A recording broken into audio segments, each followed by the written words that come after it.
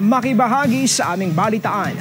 I-like lamang ang aming Facebook page o di kaya i-follow nyo kami sa aming YouTube channel. Para naman po sa inyong mga comments, suggestions at public service announcement, mag-email lamang dito sa IBC. At yan ang mga makabuluhang balitang aming nakalap.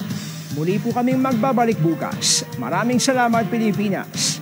Ako po si Brian Castillo at ito ang IBC Tutok 13. Kaibigan ng bayan, kaibigan ng katotohanan.